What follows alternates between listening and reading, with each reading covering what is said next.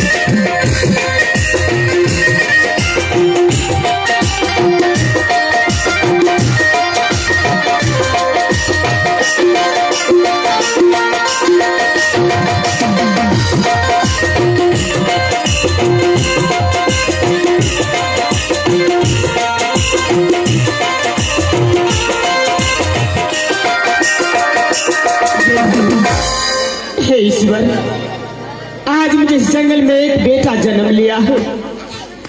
अगर यही बेटा उस महल में जन्म लेती तो आज मैं ये दर दर की ठोकर नहीं खाती। हे भगवान,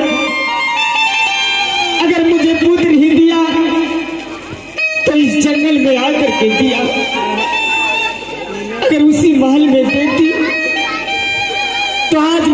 वन नहीं भटकती। हे भगवान, मैं इस पुत्र को इस जंगल में कैसे पोसेंगे, कैसे पालेंगे। इस जंगल में मुझे एक बेटा जन्म लिया है, मैंने इस बेटा का नाम क्या रखूं?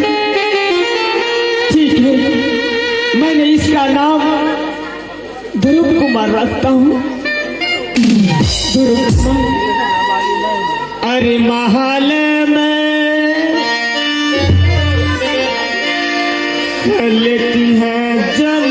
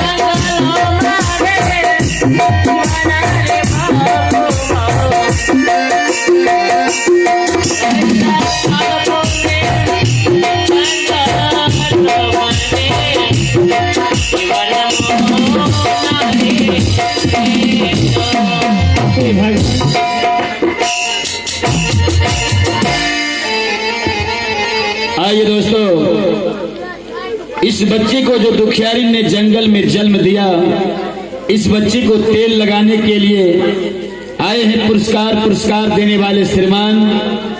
आप हैं वार्ड नंबर 1 से हीरालाल मंडल, जो पंच से हैं। हीरालाल भाई से इस बच्चे को खाने पीने के लिए 51 रुपए मिले हैं, अपने कंपनी की ओर से लाख लाख धन्यवाद।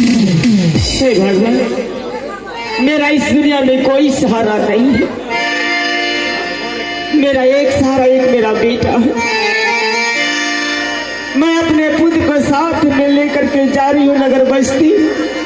बाबू भैया बहन माता की चरणों में जा करके दोनों माँ बेटा एक कीड़े की तरह गिड़गिड़ाएंगे।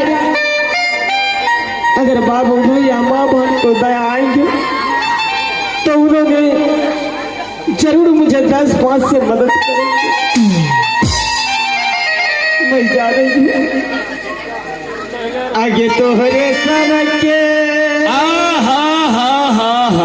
आइए देखिए, फिर आइए पुरस्कार देने वाले गृहपति आप हैं छब्बू मंडल। जिनका पिताजी स्वर्गवास हुए हैं, जो 3 भाई हैं, सबसे छोटा भाई छब्बू मंडल, उनके तरफ से 101 रुपए है इस बच्चे को तेल लगाने के लिए। अपने कंपनी की ओर से लाख लाख धन्यवाद।